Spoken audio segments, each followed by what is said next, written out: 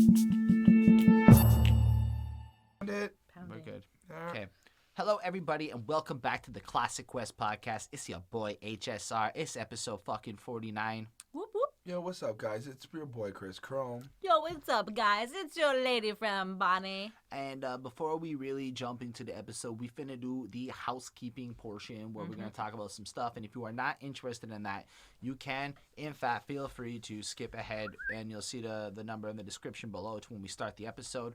On that note, we're going to cover our favorite topic our favorite comment from last week's podcast where we covered. Sorry, 2 weeks ago, really, but Outcast Southern Playalistic Cadillac Music. So this comment is from Amazinin717. Sorry if I said that wrong. Yeah, I can play this from start to finish, still to this day. And can you guys review some Little Brother albums or Sky Zoo, the Salvation of LZ album, and the preface, which is a really good reflection of a lot of the comments we do get. Many folk are very interested in the request, but I like the idea of still saying that this is an album that has lasted the test of time, that can still be played A to Z, and everybody still likes it. It's pretty cool. And we do appreciate the request, so if you do have other requests for it, you can always put it down into the comments, and we're going to update the request list at some point, and you can view the V1 of that in the description below. And speaking of comments, if you do leave a comment and you like the video and you subscribe to the channel, you do enter the Grind to 1,000 subscribers contest. And how that works is once we break 1,000, we're going to do a little live video where we give away a $100 Amazon gift card. Then that person can request a review. Second place is a $50 gift card, and third place is a $25 gift card. Again, with a review attached, you can pick who does it. We'll get some bikini girls in here. We'll see about that part. Fantastic. And then, It'll just be us. So for every past video that you go back and like and comment on, you do get an extra entry added into this potential winnings of the prize. We're going to use a random number generator and just pick some people. We'll do it live so you know there's no funny business happening. Yep, not funny at all. Okay, on that note, let's get into it. Mr. Christopher, why don't you introduce the album we are talking about today? Well, for episode 49, we decided to go with The Games Project, the documentary. Yes. That is what we are doing today. So, when did y'all first encounter the game in your lives? This album, actually, How We Do, is probably the song that got me onto Game, featuring 50 Cent. It was cool. It was nice back then. I was young. But I'd never really followed Game after that. I listened to, like, One Love, featuring that Jamaican artist. Okay. I listened to like he's been around, right? Like he did songs with Eminem, he did songs with 50, he did songs with certain people that I listened to, so I did hear him, but I just never personally folled him. With Andre. Oh well, I also he came back when I bumped it. Bumped. You bumped Bumped into into one of the into tracks. You could say I kind of stumbled back upon him with Goblin, Tyler the Creator, Lil Wayne, and The Game on that track where they're kind of going back and forth. So that's pretty much my experience with Game. I know he's Blood Gang affiliated. That's something that I've known for a long time. He's been made clear about that. Okay. Didn't he him and Snoop try to like piece that up? They did do some work like that back in the day. What did they do? Well, Game is part of the Blood Gang and Snoop is part of the Crips, and they tried to basically patch up like the beef between the Bloods and the Crips. Oh. So they tried to do the whole peace rally because, with everything else that's going on in the world, they're like, listen, we don't need to be beefing. We can do really good. So it was like Straight out of Compton, where like the Bloods and the Crips came together with their like handkerchiefs or whatever. Maybe. I don't like to comment that much on that kind of stuff because I don't know a lot about it. But still, what about you, Bonnie? When did you encounter the game? Well, this came out on January 18th, 2005, and I feel like that's when I was in my like that's like when I was like graduating high school. 11. I was in grade Which 11, is when right? we finished high school. Yeah. Because we owed. I don't really remember hearing about this album at all or about this person.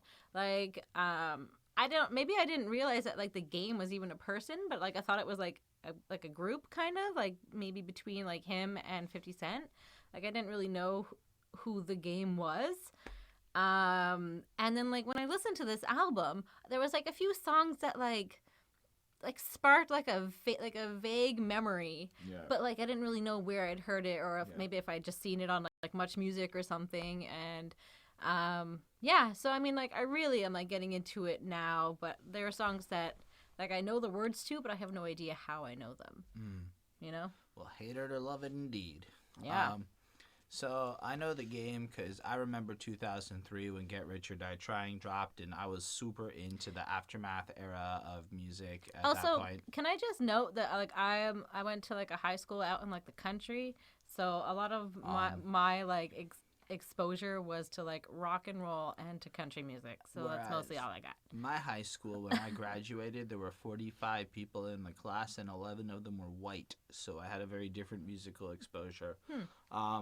Still, nice. I remember when Get Rich or Die Trying dropped and 50 was on top of everything, and then I remember G-Unit was starting to take over a little bit. I remember that. And I remember, this is how we do. And that song just dropped, and it was like The Game was here.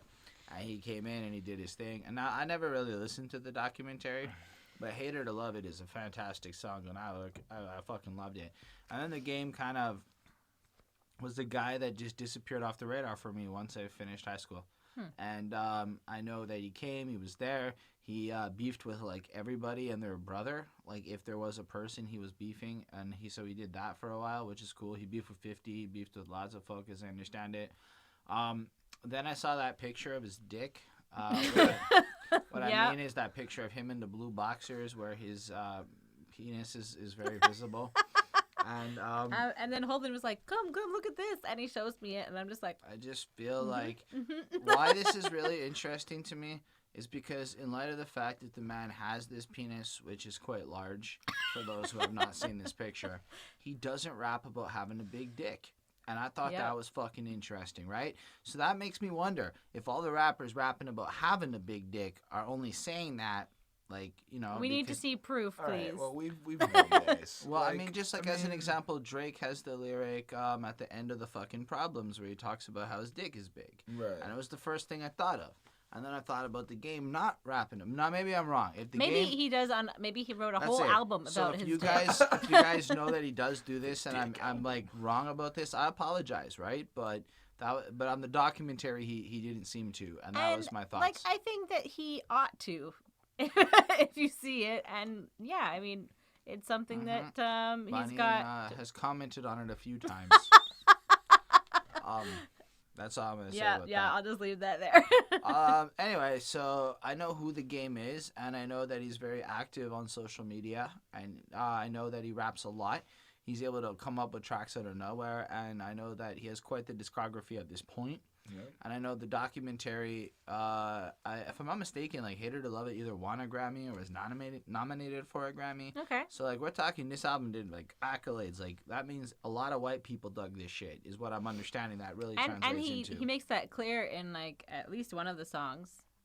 Anyway, I love the idea of the title, the documentary. Like it's just his story, and that's what this album is. And like, he's just letting it clear. This is my story, and I am The Game. It's like fucking Triple H in wrestling. He is The Game. So like it kind of gave me the same feeling there. And that cover, he's just sitting on some tires and shit. He's just sitting there with his shirt off, you know, looking there, ready to go. Okay. You know, fucking around and shit, you know? Well, it seems like an everyday type thing. Like, I could picture him actually kind of sitting, like, you know, chilling on like, by the garage or whatever, sitting on some, like, tires and just chilling. Like, it doesn't look like he's trying to portray this, like, but he's sitting image on, like, gangster-ass, fly, ballin', like, tires. Yeah. Like, those look like they're gold or something. Yeah. Like, they look like he's just like, whatever, no big deal. But I'm saying, like, just the image behind it. Like, he doesn't look like he's trying to be so out there. Like, he's like, yeah, look, okay, my tires are probably, like, really expensive. They're gold-plated, all this stuff. As you do. You can look at him and be like, he still kind of looks like, yo, I'm still me. Like, I'm still in my zone. I'm still feeling great. Like, he's not trying to overshow or anything. You're right. And I do like the humility show, and it's just the raw truth. Yeah. I dig this. I like it, and it also makes me picture a little bit like kind of like the Biggie one with the white background and whatnot. Like he's paying some homage to the back. Well, in it's the good day. because he has his name his name The Game all in red, and that really pops out on the white. So that's also good too. Like he looks kind of intimidating, and like, you know, his shirt's off, so you could tell that he's like fit and like he's tough, and he's got all these like tattoos, and basically just looks hot. Anyways. Let's go on then to the intro to the documentary. Okay, Bonnie. Well, that's only because you don't understand what is going to happen to you. Before Chris talks, fun fact, they had like finished a whole album, and Dr. Dre was like, we need an intro, and then spent like a month going through like a million fucking samples before he finally came to this one that he like decided on, and the game has no idea where it came from, what it is, and he's just kind of cool, and that's that about that. And from what it is goes, a lot of people are advocating that the rich get richer and the poor get poorer. Well, that's only because you don't understand, but it's gonna help you. It's gonna happen to you. You see, it's all just a game, ladies and gentlemen. The quality of your living depends entirely on your ability to play the game, and I play the game. And I think that's really fucking like a good. Sorry, I'll go first here. You can talk about it. Anyway, I just think it's so cool. It's such a cool quote. Anyway, go on, Chris. Now you tell us. I'm glad you started first and you actually quoted the entire thing, because the only thing I quoted was the line, "The rich get richer and the poor get poorer," and I like how the entire introduction is questioning that statement, that I want to say ideology in a sense. And they're also kind of following up with, like you said, like it's part of a game. If you don't see what's in front of you, if you don't know what's going on, you're not going to understand it. As well, as we all know, the artist's name is The Game, so it is a play on word to introduce the artist, to bring it out and make everything all fun and games. I liked it. I thought it was really cool. It wasn't that long. It was like 30 seconds, 33 seconds. I gave it a 3.5 on 5. It's just a small little intro. Yeah, you know, it was very short, very sweet. It was good. It was very direct. Like you kind of get like a good feeling for the album right away. And it's like an interesting, like old timey kind of quote. It sounds like something from like maybe like the 70s. I guess not really that old timey, but yeah, it sounds interesting. But I think it suits like the album and starts it well. So I gave it a 4.5 on 5. I agree. I give it a 4.5. It's fucking excellent. I mean, we're talking about an intro that in like one little 30-second patch might actually describe the entire album completely. How he plays the game, what it is, like who he is, etc. Plus, it's just so swell. Like the way the music pounds, like the like the timing of it. Like it's just so perfectly produced to be like an introduction, like to almost like an experience. Like it's not just a regular album, it's the documentary, you know? Yeah. And I really dug it. So 4.5 on 5, and it's cool to me. On that note, let's check out Westside Story. Back and I don't do button-up shirts or drive Maybachs. All you old record labels Fair, please tell the people how you feel. This song has a really great beat, and I want to start with that because the piano is a little bit irritating, and it's weird. It's a little bit irritating, but it's catchy. It's weird. It's weird. It's one of these like you hear the song, you instantly know what's about to happen. When I heard this, I was like, okay, I've actually heard this song. I know this. And then, but you're like throughout the entire song, throughout the verses, behind the vocals, on the chorus, it does get a little irritating. And I was like, okay, like you could have popped it out a bit, but the beat itself, though, the drums, the samples, the 808s, it was really good. It was really good. With that, some bars that I wrote down. I like when the game goes, keep jibbing and jabbing. I pull the 38 Magnum and get the clicking and clacking. Your homies want to know what happened. Come to Compton, see Thriller like Michael Jackson. I might be Spike Lee if this gun's clapping. And I honestly, it's a good connection. Just really like the way he says it. I think I just got the line actually. Do you want to break it down? Isn't Spike Lee who did the Thriller video, if I'm not mistaken? Did he direct it? I think so. I mean, he is a director. I might be wrong. He does do. If I'm wrong, my bad. But I've been watching something by him on Netflix. Isn't Spike Lee? I thought Spike Lee was also keep talking, Chris. Just keep talking. Nope, not a basketball player. Anyway, so I also liked when Game shout out Cool G Rap and Snoop Dogg and Snoop Dogg as well and 50 Cent because they're all part from the Westside. So they're all he's breaking down like the Westside story how they so do. Wrong. What is it? It's not. It was directed by John Landis. I guess. My bad. Silly. I'm silly. Keep going, Chris. Classic. Always right. So it's just basically talking about like the West Side and how they do things and how they hold it down. I liked clearly Game makes it known that he's connected. He goes, I got in West Side Compton and South Side Queens, and Buck told me in Cashville I'm good when I come through. So it's like you can see that he's already got connections with Young Buck, and he's got connections in Queens and other people, and he's already known. So he's not somebody to fuck with. Other than that, I mean, this song is just super cool. I gave it a 4 on 5. Nice.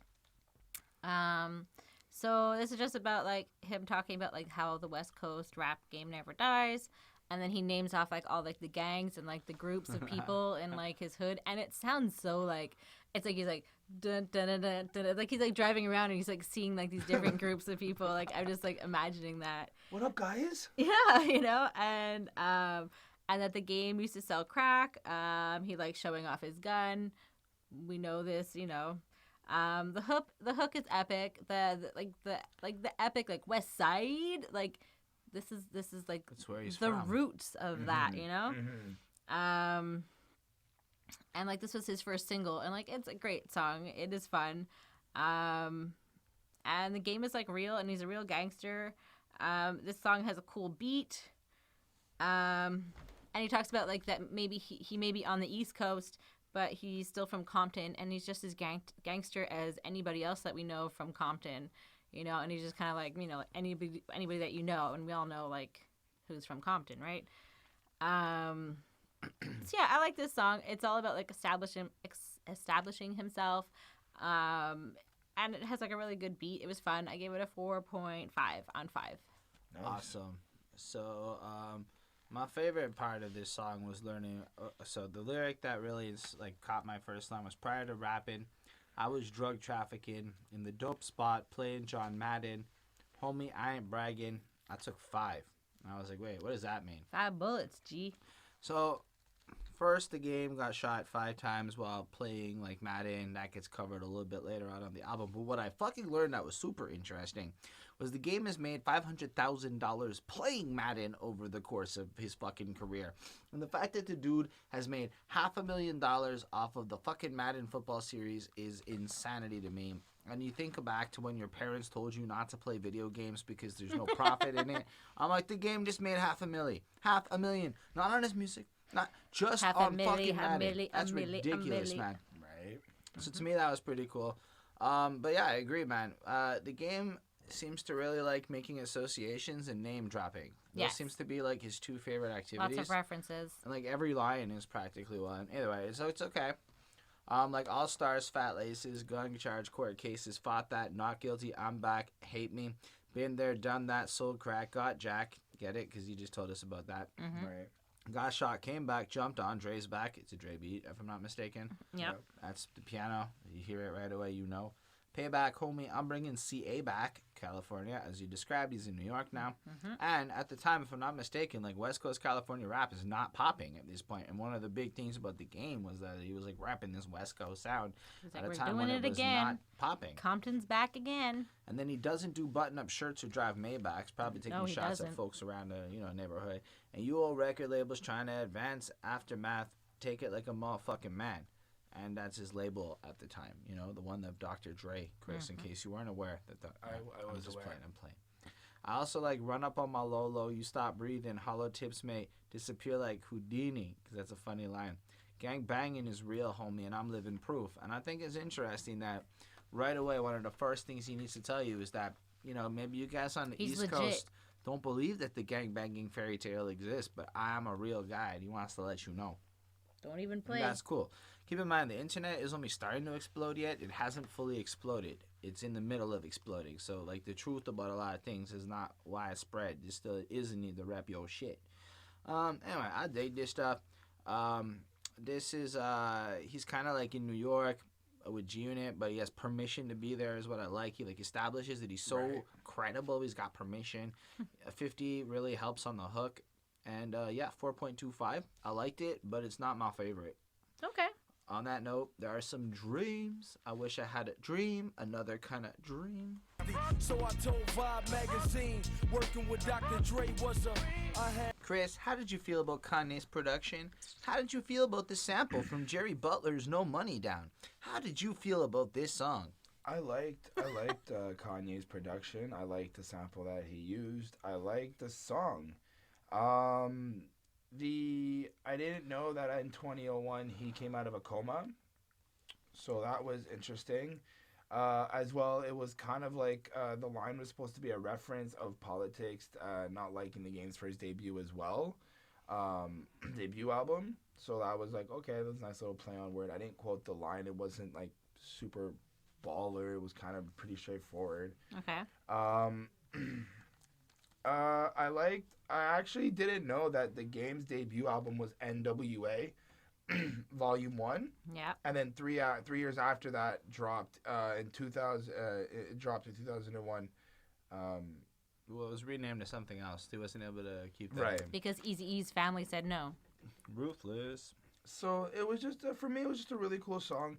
I like the chorus and how he references like Martin Luther King having a dream, and he calls out a couple other people who had a dream. It goes to show that Game himself had his own dream and his own expectations that he wanted to attain, and now he's kind of doing that. So I gave it a 4 on 5. Cool. Coolio. So this song is dedicated to Yatund Price, who's the half sister of Serena and Venus Williams, like the tennis players. And she was shot in the head by the Crips near the court where they, like, Serena and William practiced at, in Compton. And she was 31 years old, and apparently it was her boyfriend that was the target of the drive-by and not her, but she ended up dying. So this is just, like, you know, like, it goes to show that, you know, it's interesting to see, like, these people just, you know, that keep coming out of Compton, because I guess they just keep struggling to get out of this mess that keeps happening, I guess. So, yeah, so this talks about that the game, he mentions the 5 bullets that hit him, and that there's one that, like, hit him in the heart as well.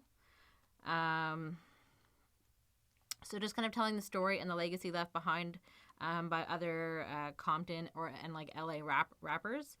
He's dreaming about banging good girls. He's dreaming about the East and West Coast kind of like getting along.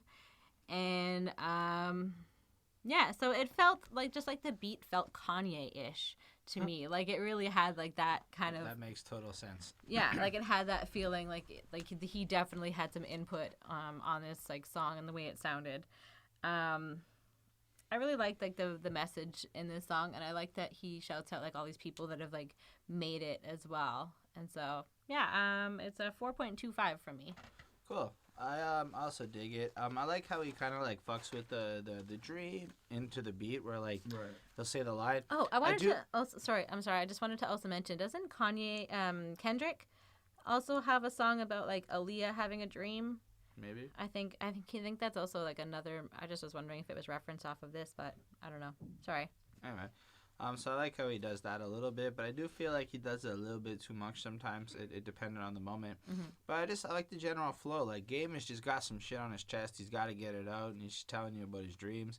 And it's a good start, right? Because the first one is what he's about, the West. Mm-hmm. And then he follows it up immediately with who he, like, his dreams, his wishes and shit. So I walked over, heard Jam Master say, "It's a hard knock life, then you pass away. They say sleep is the cousin of death. So my eyes wide open, because dream is kin to your last breath."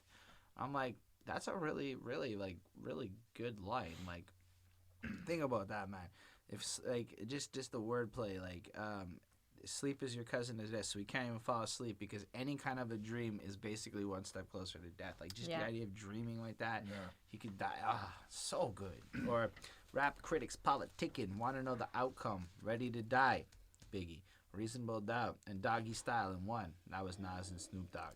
I'm not mistaken. No, Reasonable Doubt is Jay-Z. Sorry. Yeah. And I feel like Pac, after the Snoop Dogg trial was done, Dre behind the G Series and All Eyes on Me. I watched the death of a dynasty, so I told Vibe magazine working with Dr. Dre was a dream. And then I was cool. Like, it's just like you see his influences, the stuff that really inspired him, and then like what his dream was, and it in theory is coming true right now, and that's kind of a cool story. But my favorite line in this whole song was, good, because he's trying to get Maya right. Good girls never give it up, but anything is possible. If 50 fucked Vivica, I don't remember exactly which Vivica it was. She was one of those good girl Vivicas back in the day. I feel like Vivica A. Fox is like a name that something like that. And I've got in my and head. I like the fact that he uses how 50 got to fuck some good girl he wasn't supposed to, as like how he can still keep his dream of fucking Maya alive even though he's the game. And that might have been my favorite part of the whole song. I give it a 4 on 5. It's all right. But I don't know. I feel like so far the album's like all right. It's like really quality, but it's not like blowing me away. Well, hate it or love it. I mean, that's true.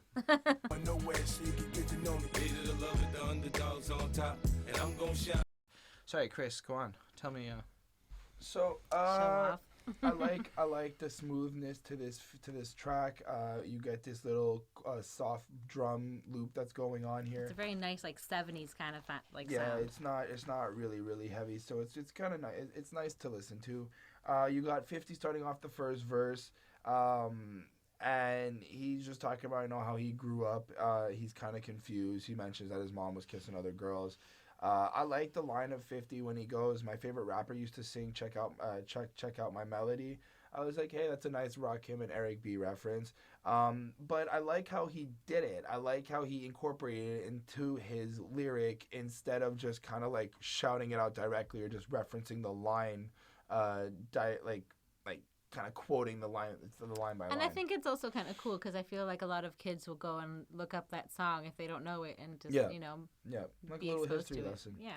Other than that, I felt the song was pretty good. I didn't quote anything from Game only because I didn't feel there was anything spectacular on this song compared to what we've already heard. A lot of it is a lot of like West Coast living, a lot about his environment, the same type of shenanigans he kind of gets up to, I feel. But whether you hate it or love it, they're still going to keep doing what they got to do, and they're not going to stop. And they're coming from the underground, and they're going to take the crown as much as they can. So for me, I gave this a 3.5 on 5. Wow. I just have other things I'd rather listen to. Oh, okay. So this is sort of just like how they grew and like how they've made it now, and this is their song. Like I really like the beat for this song. 50 Cent starts it off, and he's kind of like he just wants to make money, and so he sells crack. But then he realizes that like the hood life isn't for him, and it sucks. And so like he's like the underdog, and he's gonna make it, and he's gonna be on top, and like that's it. And then we have the Game in the second verse, and he's just talking about like how he kills it at the rap game, and how he hangs out, or he puts on the wrong color when he goes to like the different gangs, and so he's kind of like he's mixing in with like the other people, and so I think that like he's trying to obviously like show that like everyone can get along. Doesn't he go, I'm from Compton, where if you wear the wrong colors, you gotta be cautious? Oh, maybe I don't know. I think he's kind of saying the opposite. Like, he's from where you have to be really aware of what your colors are. But not him. Well, he knows what his colors are. Yeah. Oh, I don't know. My bad then if I mixed it up. But yeah, I think he knows that, like, ultimately he's, like, a tough guy, and I feel like he kind of feels like he's going to be one of those guys who gets shot, but I think that he's also kind of, like, saying it to be one of those cool guys that gets shot. Like, maybe. I don't know. Yeah, shit doesn't change in the hood and in Compton. And he thanks his mom for not aborting him, so I thought that was, like, interesting. I think that this is a good story. I think that 50 Cent outshines the Game in this one. But I really, really liked it. It's a fun song. I gave it a 5 on 5. I gave it a 5 on 5. Like, you don't believe. This song is a pure classic. Like, it is technically proficient. like seriously, 50 Cent's flow is next level. Like for real, like next level. Like everything about his delivery is flawless on this track. I mean, I love how he starts it. Like, coming up, I was confused. My mommy kissing a girl. Interesting. Like, that's the first thing he's telling you about. That is my childhood. Like, my mom is not necessarily straight because of circumstance, but if you were to unpackage that with an understanding of crack era 80s, like, it says a lot, you know, because confusion occurs coming up in the cold world. And then right away, daddy ain't around. He's probably out committing felonies while his favorite rapper used to sing Check Check on My Melody. And that says so much with so little. Yeah. Depth. It's like, fuck, man, it just hits him right, man. And then like the rest of 50's verse is flawless. Like, it's just amazing. This whole like, I have to be a hustler, I have to go do these things or I'll never get the money to go that. And then he tries hard and he wakes up and they stole his bike. Like, imagine somebody stole your bike. That's when he's like, fuck this hood life. I don't know, man. I really also, then the game comes in and you got like the GGGG unit on the grill of his lowrider, right? Yeah. And then, because in the video, that's probably what he's driving. I really like where he goes, all full 5 of them. Killer on my song and really do it. That's the true meaning of a ghostwriter. Because the game took on everybody. That's facts. That, like, if it wasn't true at the time, it is 100% true now. Because he took on anybody and he really did it. And I guess that adds some truth to what he's saying. Nice. But I also like the next line right after. 10 G's will take your daughter out of her Air Forces. Believe you me, homie, I know all about losses. And just that line is powerful. And keep in mind, this is like a pop song. A pop gangster song. Yeah. And like, that's some honest truth and shit, you know?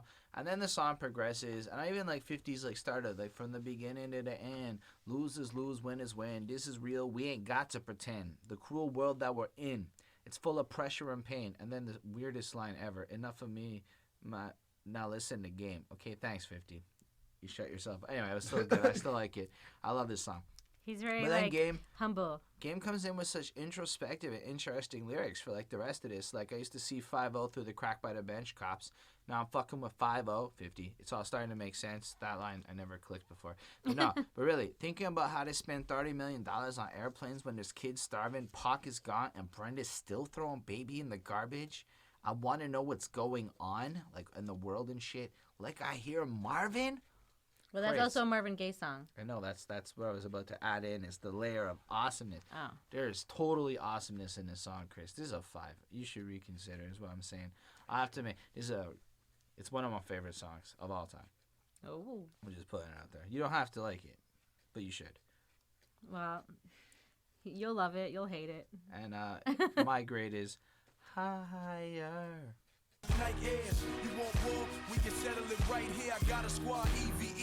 What gets you higher? Can the game take you higher? He could try.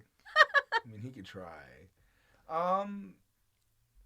Another good song. Another good banger track. The beat is bumping. I feel like there's like this anthem feel to this song. He's trying to feel like a little bit powerful, wanting to take everybody higher. I like the line where the game goes, it's not that I can't stop, it's that I won't stop, I make it hot. The last part, I make it hot, is just for like the little rhyme scheme there. But I like it when he says, it's not that I can't stop, it's that I won't stop. And a lot of the rappers nowadays, they're all like, oh, I can't stop. Like, you can't stop me on my flex. You can't stop me on my grind. And he's just there like, it's not about can't. It's I don't want to. I want to progress. I want to make this effort. I want to make sure that I can go and get the goal. Like, I'm trying to chase my dream, you know? Yep. Other than that, I mean, it just honestly feels like a really more hyped up, bumping club banger version of what he's kind of already been saying lately. I feel like he brings up, at one point, he's just talking about, like, again, smoking weed, flipping money to make money. He brings up a point of not wanting to fuck Mariah. Yeah. But Hold on. I'll do anything, but I won't fuck Mariah, even if she had Ashanti butt naked in bed, because she got a faux head like Tyra Miss Banks. I can say what the fuck I want. And that's an interesting line, because what he's trying to say is, whereas everyone else is trying to bang Mariah and everyone else is glorifying her, he's like, I don't like girls with big foreheads. I can say that because I say what the fuck I want. That is a beastly line for an OG to be dropping, is what I'm trying to say. Please go on. P.S. I also had to look up, as much as I knew her back in the day, I also had to look up Ashanti's butt, just to see exactly, she's got some booty, so that's all I wanted to verify. And does she have the booty? Yes, she does. It's quite very lovely. It's lovely. Okay. She's a lovely woman. So go on, Chris, please. Well, other than that, it was just okay. So you want to fuck one, not the other? That's fine. Other than that, I gave the song a 4 on 5. I like the beat better. I like the song better, but I don't have much to quote on what Game is saying. A lot of it, I feel, is his expression of how, like, his area is and how the West Coast is. And I get it, and I respect it, but That's I don't okay. know, just a little bit. I'd like to see his area. Go ahead. Clearly. Let's not make this a whole thing. Okay, so yeah, this is just like a more of like an intense sound, and he talks about like that he hangs out and he's like, you know, chills with like Eve and Busta Rhymes. And he rolls and he drives around with like Dr. Dre, and so that's why he doesn't need a gun, because like who? Okay, I quoted that one too. But who's gonna be foolish enough to shoot Dr. Dre? It's lace my air ones up, put my gun up. I don't need that. I'm riding with Dre. Who don't love us? Every hood throwing dubs up. Who the fuck y'all thought was coming after Young Buck? Hip hop's worst nightmare. Mr. Gangsta Rapping Black. Nike Airs. Go on, please. Yeah, so yeah, because who's gonna fuck with Dre? He doesn't need a gun because that's just stupid. And yeah, so just like lots of references to like other rappers, Snoop, NWA, Usher, Lil Wayne. Like there was like little things that I found. I was like, okay. And it's just sort of like a braggadocious kind of a song. It's enjoyable for me, but like there's not a whole lot to it. Mm-hmm. I also just wanted to say that this was a rejected 50 Cent song. Like that Dre had made, and so the Game took it, you know, whatever. So yeah, I gave it a 4.25. I just gotta say, back to that Tyra line, it's so much more than I would fuck this one girl and I would not fuck that other girl. Because Ashanti seems like a cool girl. It's more like, even if this girl that everyone else seems to want looked even more like what I want, I still don't want that or that other one y'all want, and I will say what I want and fuck you. And I do think that that is a little bit of a different point. It's just saying, I don't give a fuck, right? In a really elaborate and creative way. And that's why I wanted to give more love to that line, because I thought it was really brilliant, you know? Mm-hmm. And then I also found one of the most dated lyrics of history. Drop down, do the eagle, which is like a Nelly dance from back in the day. Fuck that. Real, just pull up their pants and lean back, girl. And, you know, you really did have to be alive in 2003-ish to really understand what the fuck was being said there. Yeah. Did that mean anything to you? No, it probably didn't. It just brought up Lean Back from Fat Joe. But to know, I remember all the Nelly dances and stuff. Like, I remember all this stuff happening. And I was like, the boots with the fur. This lyric is so non-relevant in 2018. And I saw a little bit of a flaw in some, because at one point, Dre was teaching Game about being timeless and how you shouldn't drop dates or references so your album's timeless. Don't drop little metaphors and similes related to dance moves that came out in a particular year, because it's the same thing as kind of referencing a date or a year. It's something I just thought of. That's what like Eminem does a lot. I mean, a lot of his music is technically it's dated. And we agree that like Square Dance is one of the most dated tracks, regardless to how good it is. And a lot of his music, and like as much as Without Me is cool, it's just who cares about any of the people he's mentioning anymore? You know. That's fine. That's neither here nor there. I just thought that was super dated. Otherwise, I picture my lowrider bouncing. It makes me want to buy a lowrider, move to the States where it's legal, because it's not legal to make your lowrider bounce up here. But I feel like in Compton, everybody has these sick cars, and I want to just like hang out with them. I feel here. like it's just going to be like Fast and the Furious. You can't have neon lights either on the bottom of the cars in Montreal. No, it's illegal. You see people with it, but I don't want to get pulled over and loot. Anyway, I mean... Fair enough. People, I'm just saying, y'all have a cooler car situation in lowrider land. In our place, it's all snow and bullshit all year. So that's true. Anyway, I get it as a 4 on 5. It's I suppose like if you look at the climate of music, it's a lot of certain sounds coming in. Mm-hmm. This I remember being a much like it's like a refreshing break from the other sounds that were happening there. But I don't know that this is like, now that I'm like going back, there are better versions of this song I can go put on from like other eras of life. So I'm giving this a 4 on 5. It's a really okay song, but I can't call it like great. It's really good. It's exactly what it's supposed to do. It's almost like the song is saying, this is how we do. This is how we do. Get away, drums, you don't want none.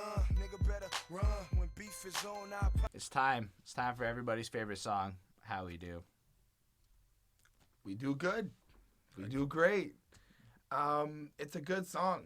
I don't have much to say about it because for me, it just feels like this is another hype banger. This is another hype track. It's the single. This is the one I listened to when I first got into game for this. But now I listen to it and I'm like, it's not that good. It's not how you do. Like it's not really how I do, and it's not really that good of a song, to tell you the truth. I feel like after going through a couple of songs, he kind of says the same thing on this. I'm making money. I'm doing what I gotta do. I'm with 50. I'm flipping this. Like it's just a lot of the similar stuff that he keeps saying that I'm like, I get you. I get where you're representing. I get where you're coming from. But all right. So for the rest of the review, when you have that sentiment, we'll say, maybe not every time, but we'll call it's the game effect. All right? Okay. And we'll say we'll have the game effect, okay? Yeah. So that's how you feel about this? Is it true? It's the game effect. All right. How about 50? You don't feel anything different about 50? I don't. Because you got a sick like vendetta 50. to get that cheddar. Anyway, go on. I like 50's flow, and I like 50's voice. It's very smooth, very. I've never really remembered 50 to have this such a soothing voice. Like it's very calm, very.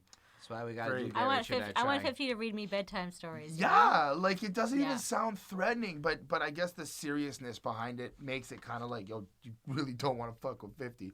But other than that, look, I gave the song a 4 on 5. All right. It's okay, man. It's a good beat, though. You can't deny that. I don't deny the beat is banging. All right, Bonnie, your turn. All right, so they're gangsters, they're ballers, they're crazy, they're fly, they're at the clubs, and they can be crazy at the clubs because they've got mad cash. So they're like, whatever, deal with it. They're blinged out, their cars are sick. So they talk about carrying guns, so watch out. And they're just like representing G Unit, and like that's basically the whole thing. It's just them kind of flossing about like all like the sick stuff that they've got. So I mean, I gave it a 4 on 5. I also wanted to mention that 50 Cent, they needed a hook for this song, so 50 Cent came in and he wrote one, and then once he wrote it, he actually wanted to be on the song, so that's how we ended up here. And he told I think Dre or 50, I'm not sure, whichever one, just to give him 30 minutes and he would write the first verse. No, that's not exactly how the story went. What? So there's two parts to this. The first part of the story is the game was going through Dr. Dre's files one day when Dr. Dre walked out of the room and came across this beat that Dre wasn't feeling confident with, and that's where the 30 minutes comes in. He said, give me like 30 minutes, I'll write something that will impress you. And so he wrote fresh like, Okay, anyway. Very impressive. He wrote all of that stuff, that first verse, and then after they made the song, the whole part with 50 came in, so they were kind of like two parts of like the same congruent story. Okay. Anyway. That's it. That's all I have to say. What'd you give it? 4. All right. So, first of all, who cannot ever forget the game going fresh like that, and then like you just can't get it out of your head, man. Like Sid was just singing it in the apartment the other day. It's just the first thing you think of when you think of the game. But this is how we do. Classic, like that chorus. That is how you do a chorus. That is an earworm. That is how you do. I mean, I was thinking about how the club is. This is kind of like the Migos music of this era. Yeah. Like, not like that Migos and them are the same kind of music, but the popularity, the way it was popping everywhere, it felt like that style like of popularity was applied to this sound that was coming in. It was just so hype. Now, the game literally had nothing quote worthy for me in this song. Honestly, 50 outshined him everywhere. Yeah. I mean, lesson learned. Don't let 50 on your songs. I don't know about that nowadays, but seriously, from the beginning, I put Lamborghini doors on the Escalade, low pro. And he did. It was in the music video. It looked so cool. But on top of that, right, in 1 year, man, so paid. I have a straight bitch in the telly, but going both ways. I like it. I like it, man. Like he pimps out the car. He looks better than you. He got more money than you, and it's all true, right? And then he has the girl who is straight, now interested in ladies because of his situation. 50 is the pimp, because I don't know what you heard about him, but a lady can't get $1 out of him, and without Cadillacs or perms, he is the PIMP. Anyway, I also like Touch me, tease me, kiss me, please me. I give it to you just how you like it, girl. He got such swag to him, man. He just says everything with confidence. Yeah. And then, ready, here come the sick vendetta to get this cheddar. Me, my Beretta, the drama setter. Sip, I'm a redder. This flow sounds better. The average on the tracks, I'm a savage. I damage any trying to in front of my click. G-Unit. I know I didn't do it that good, but man, it's just like... His energy is so good, and it just makes you feel so swagged out and so fly that, like, you just feel like this is how we do it. Like, this is an anthem, this is a banger, and if it was not for the game's mediocre kind of little, like, next to 50 feeling, fresh, like, Anyway, 4.5 on 5. It's a great song. All right. This is Don't Need Your Love. That's what the game's saying to us. It's my son. Okay, go, Chris. It's your birthday. Yeah. So here we have Game kind of feeling a little bit like he's losing his mind. I get this sense that he's feeling a little bit on the edge and he's about to break. And I like how he's just expressing, he's expressing how much pain he's going through and how he's kind of also tired of people, I want to say faking in front of him.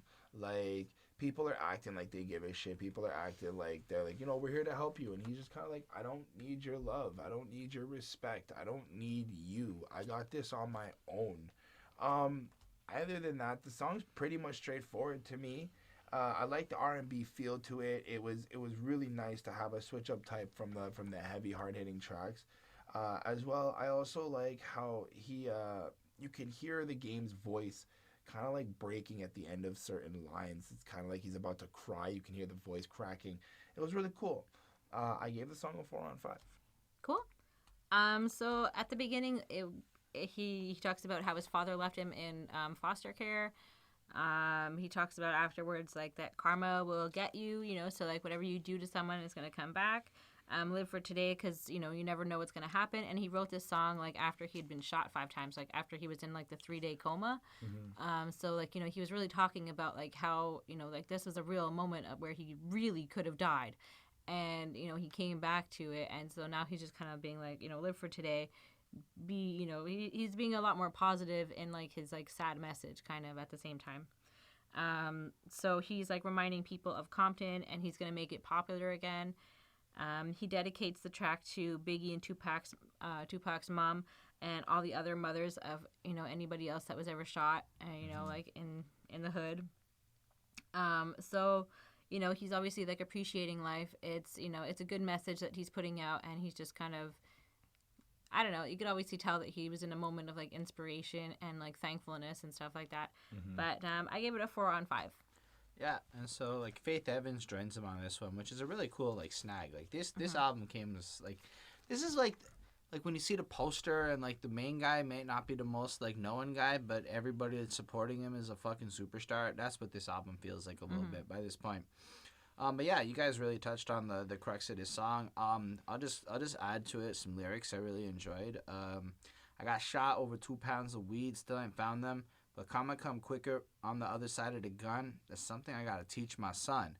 And you just get the sense that, like, he's trying to, like, really reflect on these experiences and make sure that he understands how to react, how to grow, and more importantly, that he has his son, what comes next and shit. I like it. Yeah.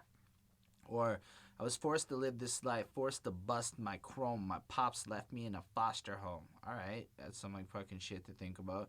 I felt abandoned like quick now that Mausberg gone, so I don't hop into SS without the Mausberg homes. That's a shotgun, in case you didn't know. And your life story is similar to 50s. First they hate you, then they love you, then they hate you again. What the fuck do it take for a gangster to win? No mics, no unsigned hype. Fuck the source, plus them awards I don't need, and them breathing the same air as me, acting like they don't bleed. And I'm like, man, you can just tell he's real. He doesn't need the regular validations. These hoity-toity types who are like believing they're better than him and stuff like that. He has no time for it, no energy for it. I guess you can say he doesn't need their love, as he put it. The song's a 4 for me. I'm not as into the R&B feel. I'm a little more into, like, the more gangster shit he was doing before. But that's kind of what I want from him personally. But I like the placement of this song. It breaks it up a little bit. But it still felt a little, like like I like this side of him, but it feels a little weird next to some of the other tracks. Is I guess what I'm saying, but it's still good. Definitely. Anyway, next one is the Church for Thugs.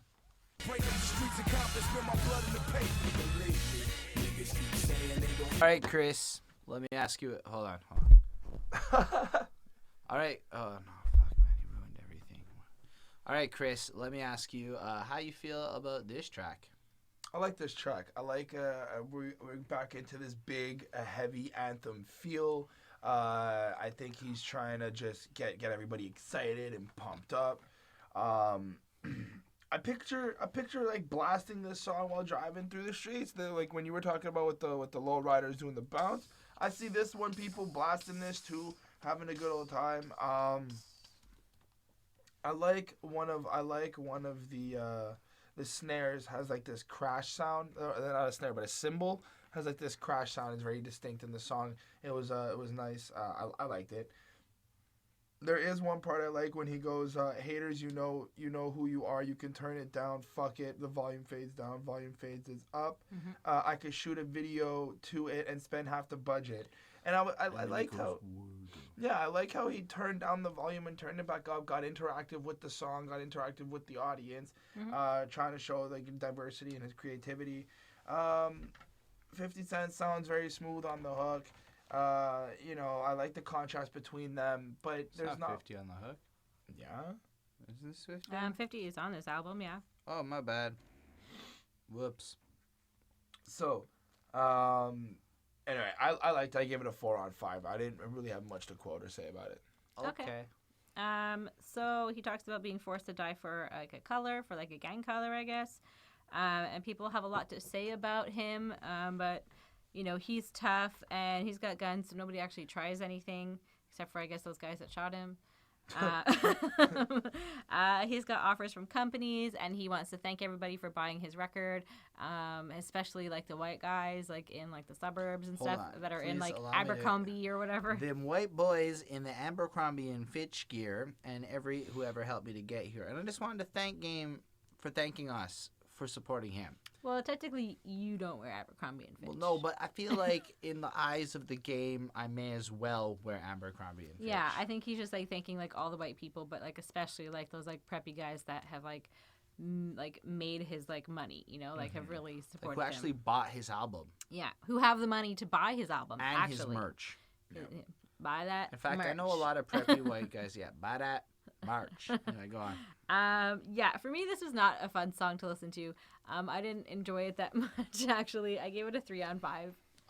First of all, I was back in my invisible lowrider popping down the streets of Montreal, pretending it was the summertime and wishing we had palm trees. Instead, we have snow and shit. There's a guy who was driving around a Lamborghini in Montreal, and there was like a news article about it. And he's like, fuck it, whatever. But yeah. So the hook is fire. Like, it's just straight fire. Like, the feel and energy of the song is banger. Like, this is what I picture. If you were to say banger, like, this beat is. Like, Just Blaze killed it. Mm-hmm. Apparently, he did this and another track in the same night. Like, he just, the whole thing fired off like that. It's cool. Like, content-wise, all right, Game has a lot of references, as he does in pretty much the whole album. And I'm not hating that because he's creative with it. Like, who I got to talk to, who I got to write, get my Reebok deal done, or I'm not staying in there next. Like, he doesn't even care. Where's the money at? I handle bars. You ain't got to ride a bike. To be gaming his skills, here goes some training wheels. Like, he's like, so confident. He'll give you the skills you need to beat him because he knows you can't. I love it. Yeah, then he thanked us. That was another note I took. Catching feelings because I'm about millions, and out of the newcomers out, my flow is the illest. You a close second. Banana to a gorilla. G-unit. Put us in the same cage. I'm going to have to peel them. You know that the G is gorilla, right? But not like a woohoo gorilla, but like an army guy, kind of. Still, it's a good line. Yep. But it makes me anyway.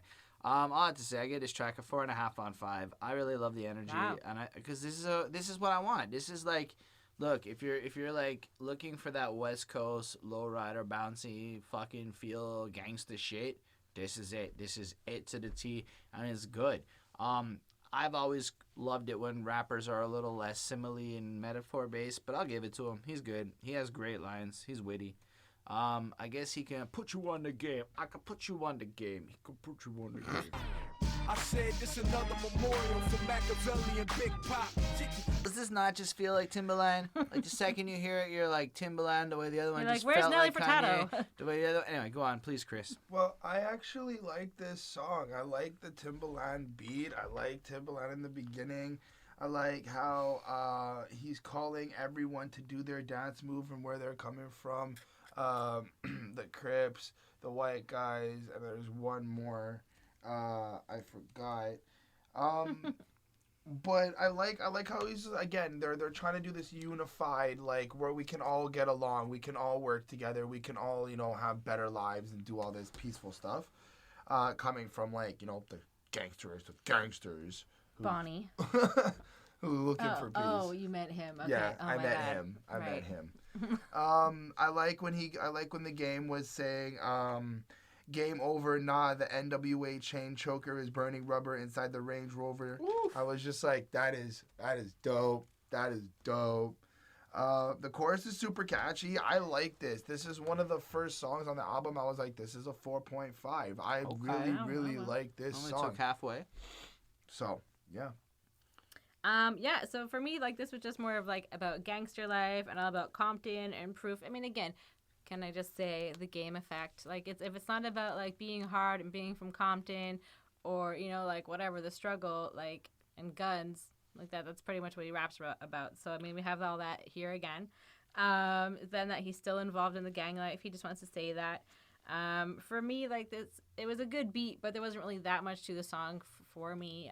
So I gave it a 3.5 on 5. That's cool. Not much to this song was super quote worthy to me. This was more of a vibe feel song. Like you just picture a girl's booty grinding on you as you listen to this. Like that's what you're supposed to. You're supposed to be in the club, feeling it up. You're dancing. Yes. That makes me think of that. The only line that I really liked was, girl, if you got a big back, let me bend that. Show me where your friends at. We can flip that. Let me put you on the game. Let me put you on the game. That was hype. That was super hype. Bonnie. Like, that was That's really exactly like, what the song missed. Let me put you on the that's game. right, Bonnie. Let's get some friends there. All I'm trying to say is the song had a good energy to it, but like it was super straightforward, and I love the pun of the title of the track and what it is. He's got game. Game is game. Anyway, let's I've given it a 4 on 5. Yeah, starting from the bottom, from scratch from here. All right, let's do it.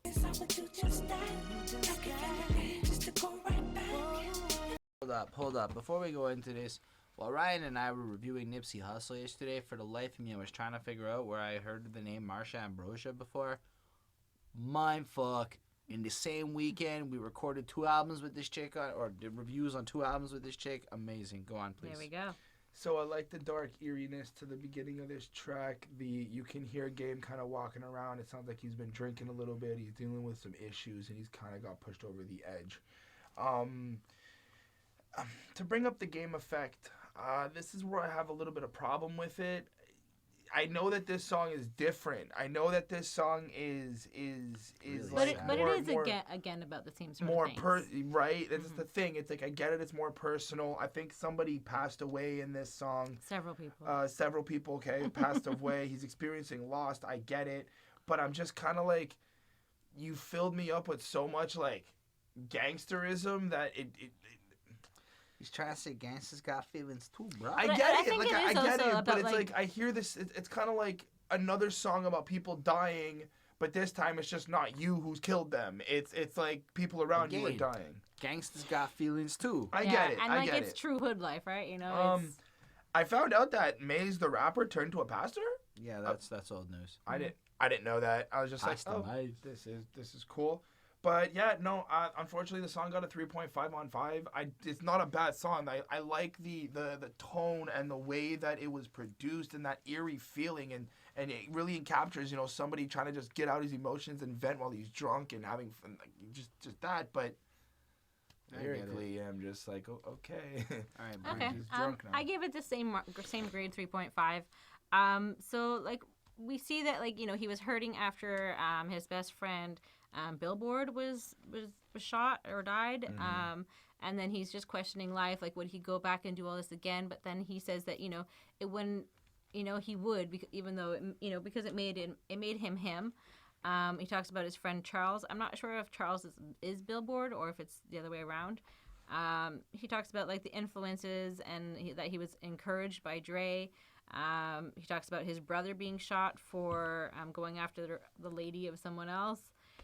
Just like exactly like truths about the hood and about what happens when you're it's there are songs about like him being hard and him being gang, and then like this is sort of like the consequences of all that stuff that goes on because of guns and gangs and whatever. And then he talks about that you'll die eventually in this lifestyle.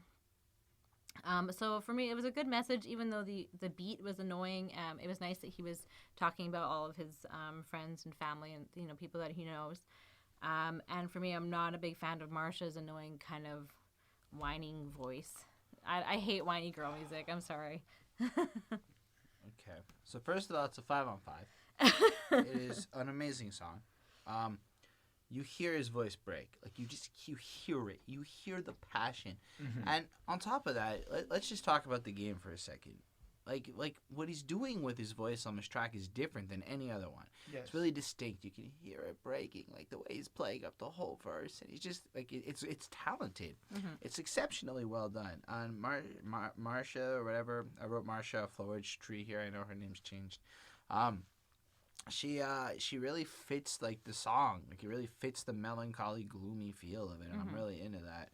You guys mentioned his friend, and he's just kind of referencing like just big events and things that are significant in his mind. Like, homie, if I could rewind the hands of time, I would have cut off the PS2 at 12:49 because he went and got shot. Yeah. He's a gangster. He stays on his grind. Who knew 11 minutes later he gets shot with his own 9? He was 2 beeps away from a flatline. Dude, if I'd almost died, I'd say that in like every song. I don't know about you. I don't even hate that. That's just normal. Yeah. My life is like an Impala, riding 3-wheel motion. I've been front to back, side to side, level my 6'4" frame. I'll keep on rolling. Keep your family far and your enemies closer.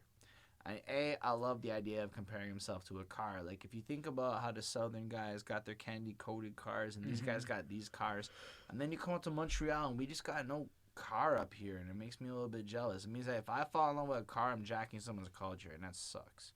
We've got 6 snowmobiles, though. Oh, yeah. Bombardier. Either way, I feel like this is one of those songs where it's not an everyday song because it's very depressing. Yeah. But it proves that the game is a man. It proves that he's not just grandiose. Like, it isn't just bullshit, braggadocious stuff. It's the proof that the game feels some shit. Like, really, like, he is a gangster because he has to be.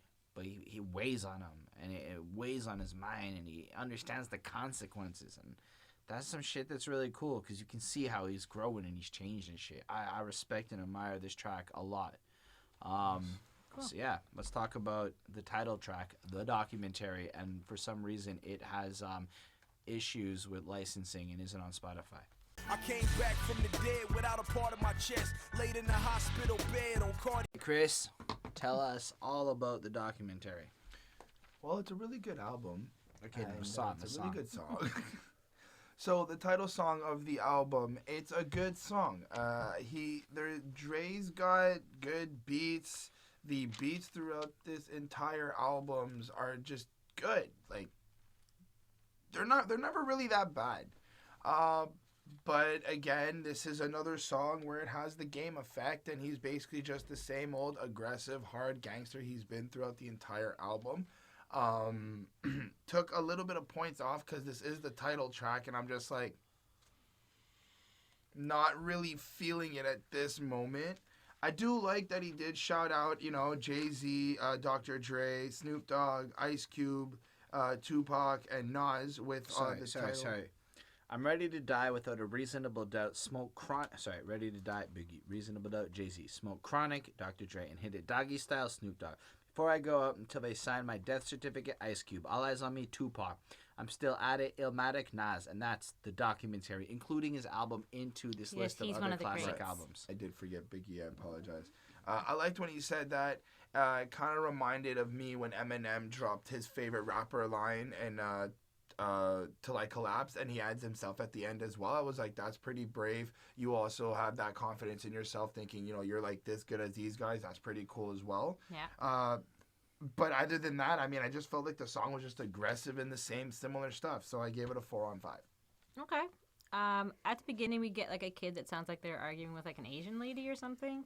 I thought that was interesting and weird. And that he's working with Dre. I think that's just what he's trying to say. In 2001, he talks about, when he got shot, and how he kind of compares himself to like Dre and putting out albums like every 7 years, and that, like it's going to take time and he's going to be great every time. And that he's putting like the West Coast scene, like, back in the spotlight, back on the map. And I like that there was like sort of like a harpsichord, like instrument sound that was in there. And I thought that was kind of like a unique sound. So again, truthful, sort of the game effect. But it was okay. I gave it a 3.5. All right. I do like it. Just to quote on the every 7 years line, it's because I'm feeling like Puff when Life After Death hit. More money, more problems, and I lost my best friend. Because when Life After Death came out, Biggie had just died, which is Puff's friend. But he does have more money and now more problems, and he lost his friend. I'm the second dopest from Compton you'll ever hear, and the first one is Dre, who only puts out albums every 7 years. That I really liked. That I thought was a good line. And then the next one is obviously King Kendrick himself. I got a family to feed. I'm the middle of 9 children. We can talk about a loan after I sell 5 million.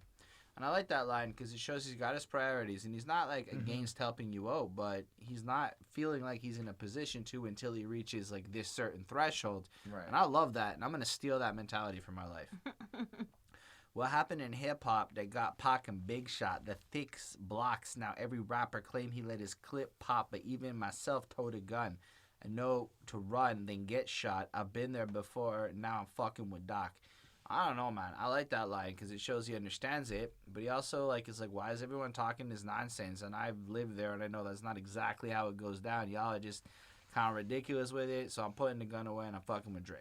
And I like this track, man. I give it a 4.5 on 5. I felt it was one of the strongest examples of his talent on the album. Nice. Cool. Yep. And he's not just running his mouth. Nope. By Leah's with ESPN. I know I got more sins than 2 lesbians. How do you like this one? It's got Tony Yayo on it. Well, And I Dion. didn't really like Tony Yayo's verse. I'll tell you that right now. I didn't feel like there was anything really quote-worthy to it. I do like the automatic rifle that goes off in the beginning, and then you get this smooth, kind of jazzy-ish feel beat to the song. You got Dion on the hook, and he's expressing how, like, because tomorrow's not completely promised, you can die at any moment, anything bad could happen, you gotta live for today. And everybody just kind of comes in and drops bars about how they're living for today and just doing what they gotta do.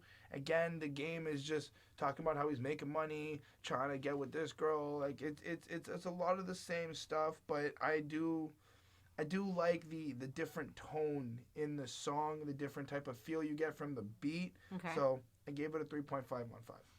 Okay. So yeah, they're running because they have to, because otherwise they're gonna get caught by the police.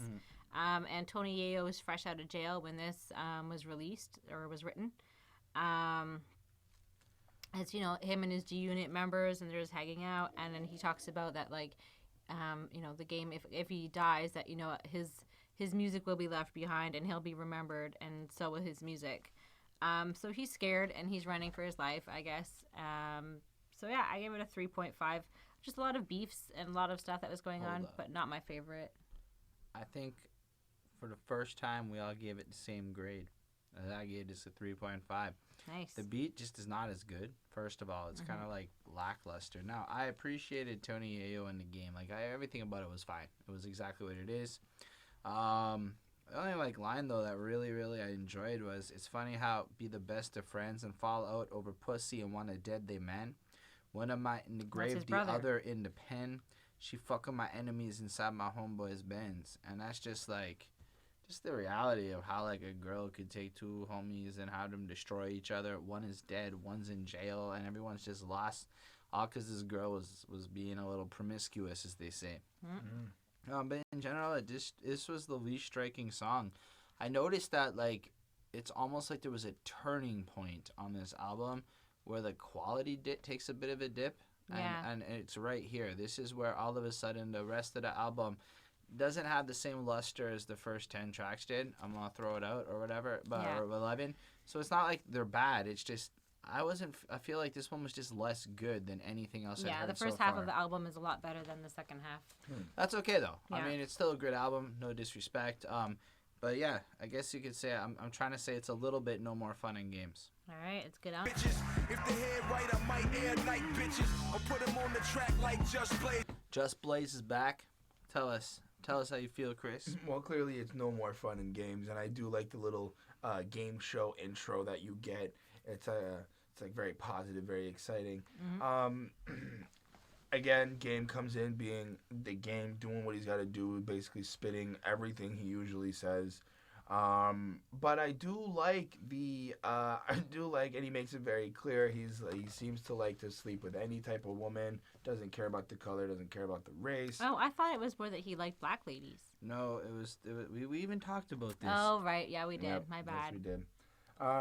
Bonnie and I had an off-camera Yeah, days ago conversation about this exactly. I was there. I walked in while you guys were having the conversation. Okay. So my bad. I'm forgetful. So I like that. I also like the NWA throwback with the. It's not about a salary. It's all about reality. It's like that gangsta. Yeah, the gangsta. That's how he song, starts that it off. sample. Yeah. Like that's like the first line. It's gangsta, but you already knew that. Yeah. Right. So I like the song. I actually really like the beat to it and the way it just took you through. And it's like, it doesn't feel like it drags on or anything like that. It was really fun. I gave it a 4.5 on 5. Nice. All right. Yeah, I don't really have that much about this song. It's just about him grinding and that he's becoming one of the greats and he's one of the legends, and he wants to get like that same like recognition that like the other greats have. So it was a cool sound. I give it a 4 on 5. It was okay. It was good. I also gave it a 4. There's a lot more like specific like Compton-y West Coast references in this. So what I've noticed is the Game kind of picks a niche and then makes a lot of references and metaphors about that one niche a lot and like does it to death. Like as many things as you can come up with. Like I'm ruthless. I ain't talking about the label. You know. Yeah. Or I'll hook. I don't mean free cable. I mean I'll hook up with them Ivies the same way Dre hooked me up to Ivy. See, like everything's a reference. Yeah. I remember at this point, I messaged Aaron, my Facebook buddy, and I was like, is that all the Game is? And apparently he's better later on, and this was not his greatest work, this album, but still, there's a lot of references. I with the DOC, There's Nobody Better Than, because the DOC's album was There's Nobody Better. Yep. The West Coast Felon, when he on that lowrider bike peddling, somebody tell Easy they still yelling it. I'm with your homie Dr. Dre on the television. While these moving peanuts like an elephant, I move cars like spinning rims. And I just like that line. I enjoyed it. I just thought it was got a fun feel to it. Get like the references, but really, moving peanuts like an elephant? Funny imagery immediately after with cars.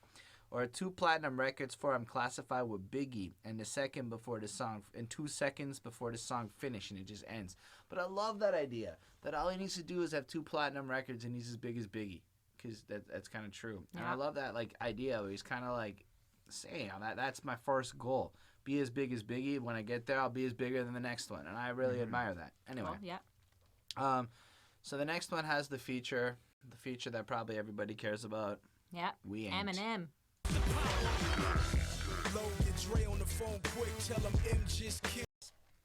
Go. So they're both crazy. That's Eminem in the Game. Right off the bat, you get Eminem's squeaky little. Yeah, it's pitch shifted to all hell. Yeah, it's shifted weird. voice.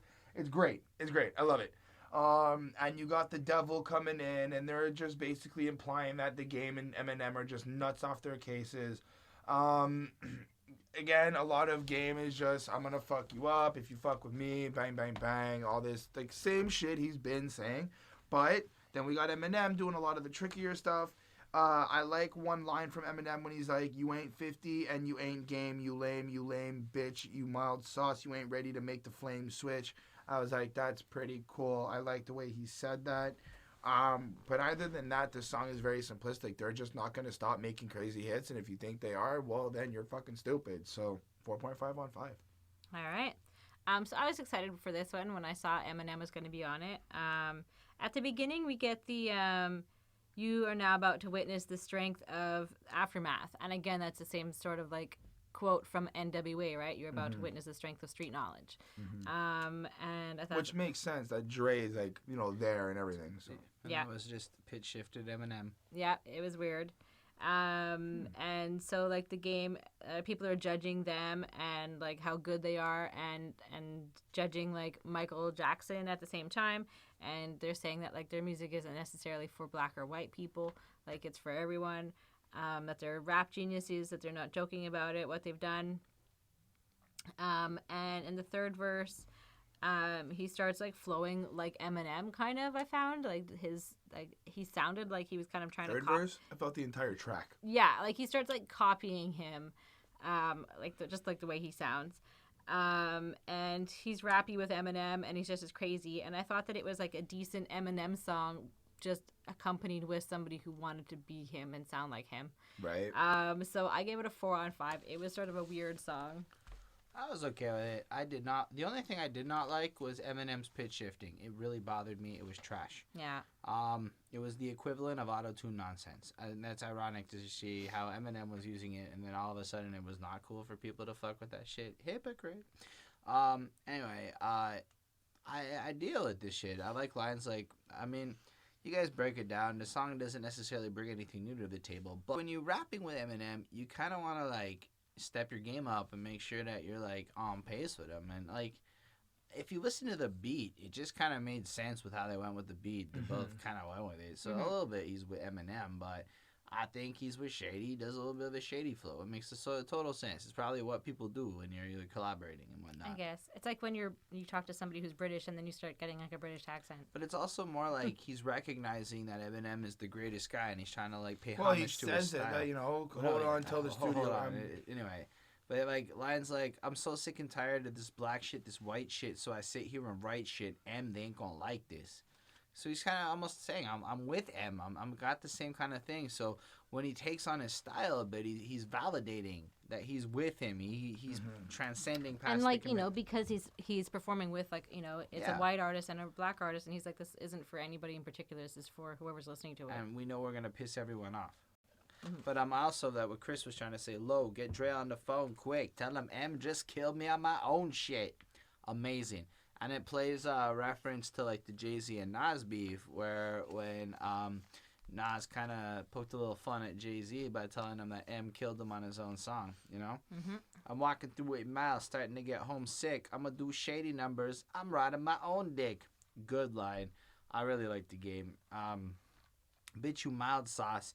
You ain't ready to make that flame switch. You'll end up in the same situation, same shit, different day, just with different gangsters in your face. Which way do you want to face when your brains hit the pavement? Gangster shit. I don't know. I don't really feel like Eminem was that great on it. It was more like Eminem did what Eminem does at that time, and he did his cliche. Eminem did what I'm like, you know, like a couple of times I criticized Kendrick for doing like this cookie cutter Kendrick verse to get a paycheck. It almost felt like Eminem phoned this one in. Okay. And it was not like my favorite Eminem performance. Okay. Anyway, I gave it a 4.5 on 5 though, because it's still like a great track. It's one of the stand-up ones on this album. And as much as I said this is the lesser part of the album, this is a little bit the exception. On the exception that a collaboration between Game and Eminem, in my opinion, should have been a knockout of the park 5 on 5. Not like Eminem got high and pitch shifted and it just didn't seem like he tried his hard. Anyway, so I'm just trying to tell y'all about where I'm from a little bit. Okay. Run up, I let it sing like Nate D-O-double-G. Walk through 8 Mile G. Chris, come on, let's do it. I like it. Not much from it. It's where he's from. He's talking about his Westside livings and how he's doing his thing. I gave it a 3 on 5. It wasn't that good of a song for me. I really don't have much to say about it. Yeah. Apologize. So yeah, he talks about, you know, being in the gang and Compton and who he's rapped with, and he's like, he's traveled to rap with other rappers, and he's from LA. Nate and Snoop are also in gangs, and like, you know, he's kind of saying like, well, I can get along with anyone because he hangs out with like people in other gangs, and so he's just kind of being like, yeah, we can be friends. And, like, he defends his people in his home in Compton till death. And he said, you know, don't even try to, like, mention that. For me, like, this was not like a banger of a hit at all. It was good lyrics, but it was kind of slow. I also gave it a 3 on 5. I like the fact that Nate Dogg is alright on it, but like I don't feel like anybody came in and gave it their all. It almost felt like the track was a little bit more of the game effect, and I feel like we've already heard this song, but the only real significance is Nate Dogg's on it, and maybe there's some Crip and Blood flipovers there, so there's some significance to it, and like Where I'm From is so good that it unifies all the gangs and shit. But I don't really understand that side of life so much when I hear about it. It's just kind of picturing it from the outside. So this was one where I felt like Chris. It didn't really do anything for me, but I give it a 3.5 because I do think it's still on the better end of songs. So that's cool. You think it's special? Not as special as some of the other ones. To meet the queen of Harlem, first date of Mr. Childs, it was culture, our culture, the Perla. Let's do it. Do you feel special, Chris? I feel special. I like this side of game. He's taken a moment to not just want to fuck women, but express how he actually feels and how he wants to make you feel and all the pretty things he wants to do for you. I enjoyed it. I feel like this is a different side of the Mr. Macho Gangster who is trying to express himself to the ladies like, I can do what your man can't.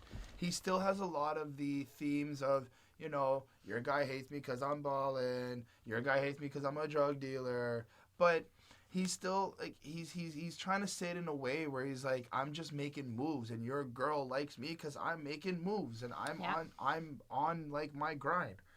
I did leave it at a 3.5 on 5. I don't really care for these type of songs personally, but it's not a bad track. Yeah, it's just like a nice song for his girl. So he doesn't want to play. He wants to like make this girl or like a girl, like, his wife. He knows how to treat a lady. It's like sort of like the first song that we're hearing about like a girl or ladies or whoever. And he talks about like, he mentions like being the perfect couple, and he mentions a whole bunch of like famous couples as well. So I just thought it was like a cute, nice song. It was interesting to see like his point of view on women. It was nice that it was like respectful. So I'm gonna say 4 on 5 for this one. I feel like we just went through all the gangster shit, and then he had a couple girl songs, so he threw them at the end. Yeah. As you'll see, like there's a couple extras here, and it's okay. Like I don't hate this song. I like the flow of the chorus. Girl, I'll do anything to make you feel special. Man, it's easy to see you're special to me. Whether we lovers or friends, will always be. I want you to know you're special. Like I like that. Like, well, he doesn't care. The person means something to him. I like the part where he's like, I like your style, I like the way you move, the way you talk, the way you smile, the way you swing in them hips when you walk, the way you look, the way you ride when you work in them thighs, the way you lick in your lips when you look in my eyes. You down for me, I'm down for you. You go down on me, I'll go down on you. Well then. And I like that because he's fair, like Lil Wayne is fair and stuff. And I appreciate like the way he's it is a little bit that this is some girl that's infatuated him and he's into her and whatnot, but it does have a lot of that. Like it's kind of like gangsters need love too, and the way that previously gangsters had feelings too. So this is to me the second time he's showing he's got real emotions there, but this one felt weird on the album. Like I wasn't necessarily expecting it. Like we just abruptly got here. Well, I think he has to show some type of contrast. Like I know, but like we just abruptly got here from other shit. Anyway, it was just weird for me. That's okay. I gave it a 3.5 on 5. It's totally like this part of the album is not my favorite. Fair enough. Well, don't worry. Let's discover the next one.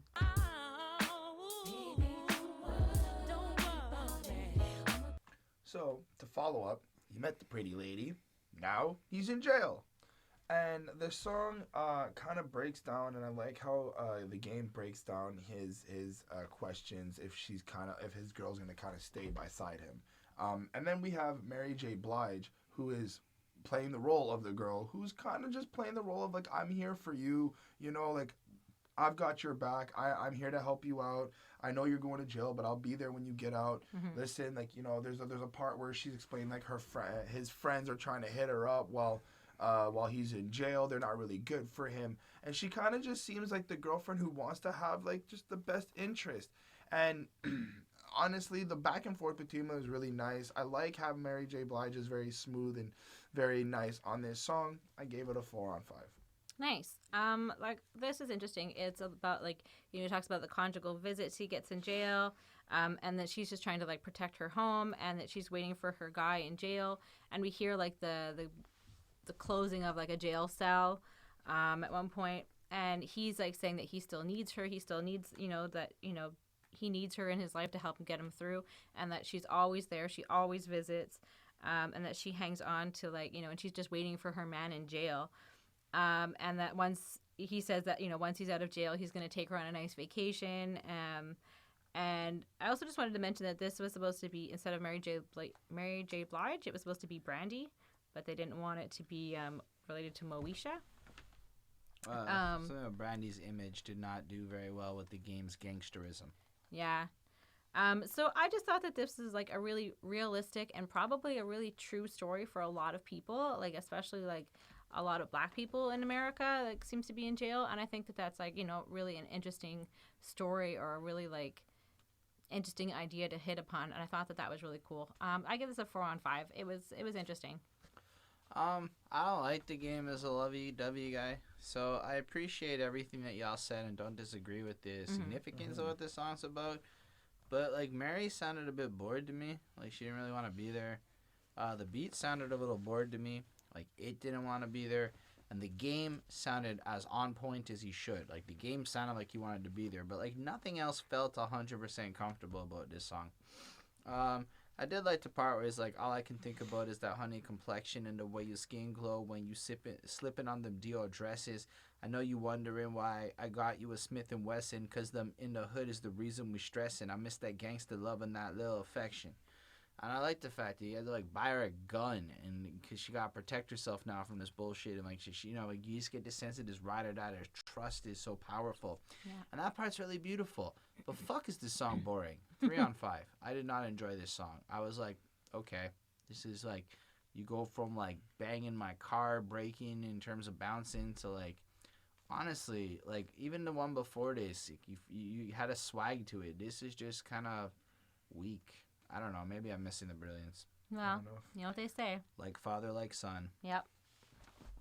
Spread my wings if only I could fly. Why fight to live, homie? It's a song dedicated to his son. I like the honesty that Game is displaying here. It's happening. It's happening. I feel like the entire song is explaining the situation of when the baby's coming, they bring his baby mama to the hospital, they gave birth, and he's just overwhelmed with joy, fear, excitement, every emotion that a new father would be feeling at this moment. I like the part where he goes, "Why fight to live, homie, if we're living to die?" It's just something that really stuck with me. It's just one of these questions that I feel I question a lot. I like to think that a lot of people question this statement. Other than that, Busta Rhymes had the really nicest voice for this. I think he, instead of having the sporadicness and the craziness he usually has, I like the calmness that he took for this. He does have his sporadic ad-libs, but they're not super like, bizarre, right? It's like kind of in the background. It's really good to go. Busta is a father and couldn't resist this song. Yeah. Right? And, so the beat's actually really nice. Everything about it is great. I give it a 4 on 5. Okay. Nice. So yeah, it's all about his new son that's being born, and he doesn't want him to necessarily have to grow up like he did. He describes getting the call about the woman being in labor, and he doesn't want to miss the birth, and he's so proud and he's so happy, and he's like just trying to get there, and that he's just kind of like saying like, you're gonna make it, son, like you're gonna get through this, and that he's saying that he kind of believes in like reincarnation, and that one guy died for him, for his baby, and I think that he's thankful of that. And the moment he was bored, he got to like cut the umbilical cord, and I thought that was sweet. He thanks the doctor, and he thanks the nurses by name in this song, and I thought that was like really nice.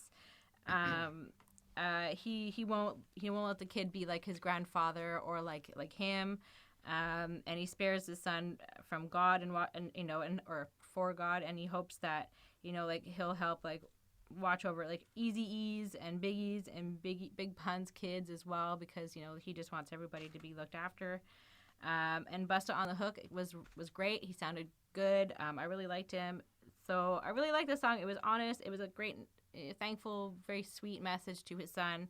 I gave it a 4.5 on 5. All right. I didn't like the beat that much, but I did like everything else about the message and the idea. And I appreciate his placement of putting this as like the last track on the album due to the fact that it really didn't make sense to have all of the prior Well, maybe stuff his of son the... was born later. Well, he put it like it was just kind of weird to have all this gangsta shit. And then what, the song for my son in the middle of that? That would just be weird. See, that I agreed with. But I love lines like, I hope you grow to become that everything you can be. That's all I wanted for you, youngin', like father, like son. But in the end, I hope you only turn out to be better than me. I hope you know I love you, youngin', like father, like son. It was beautiful, man. Just like all of his gangster shit, but really that's the essence of what he boils down to. Mm-hmm. Or all I can remember was Lamaze class. Breathe, baby. 1, 2, 3, 4. See the head, Doc busting through the door. He's between the legs. You see the head. It's my baby boy.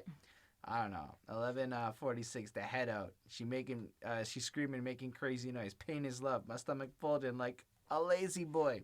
Great line. Really loved the energy, the feel of it. I gave the song a 3.5, mostly because of the beat. Oh, wow. Not because of the subject matter or the feels. The feels are there. It's really passionate. It's really interesting. But at the end of it, I'm kind of just a little bit like missing some of that earlier energy that was existing on this album that I'm not seeing here at this point. That's just it. That's my feelings. You can let us all know how you feel about this album closer. On that note, for this album, I give it a 4.09. To me, this is a classic. It's a really interesting like time period classic. Like I don't know if it would have been a classic if it had come out at a different era, but because it came out when it did, it really had a super significance. Many of these songs are excellent. A few of these songs really do feel like filler. But all in all, it's an enjoyable experience and something I think that if you do like that West Coast gangsta shit, this is the album for you. All right, that's my thoughts on this album. Definitely How We Do. Definitely Hate Her to Love It. I fucking love a few of these tracks. I don't know, man. I'm just saying, totally a really worth it album. Cool. I gave it a 3.94, so it's like right on the edge of being like a classic. So it's a 78.8%, so almost 79. So yeah, it's right on the edge for me. Like it's the first half of the album is really fun and makes you feel like a badass listening to it, and then like the rest of the album is kind of like fluffy. Mm-hmm. So same sort of thing. But it is a fun album to listen to. I would say go and enjoy it. Nice. Album got a 3.7 on my part. Look, I like the album. I like the beats to it. I like everything behind it. But I think that right now the lyrical diversity is just what's getting to me. I felt there was a lot of repetition and a lot of things he's saying. Again, I do respect and I understand that he's pushing this movement. He's bringing the West Coast. He's putting it on the map. Like that's what his whole thing is about. But I think there's more to the West Coast than just lowriders, guns, flaring, drugs, and all this stuff. I think that there is a lot more to it that can come out than just this, and that wasn't what I got so far. So 3.7 on 5. I honestly do suggest everybody does take a listen to this album. Give it a listen. Give us your comments. Let us know what you think in the description down below. Yeah, definitely let us know, because honestly, thank you all for watching this. We know some of these get long, so we appreciate you sticking with us. We appreciate your opinions in the comments, and doing so by commenting, you enter the contest, which is all defined at the beginning of the video. And we love hearing from you. That's true. Might even put you up in the next video, but we want to hear your thoughts. What did you think of the game? Do you love the game? Are you about the game? Any of that fun stuff. Next week we have another album coming. It's gonna be a lady rapper. So let us know what lady rapper you want to see us cover. What is your favorite classic female rap album? Yes. And we might just do it because it's suggestions. Feed us, Come on, please. We have a few ideas. Have yourselves a great week, and we'll catch you next time. Bye, guys.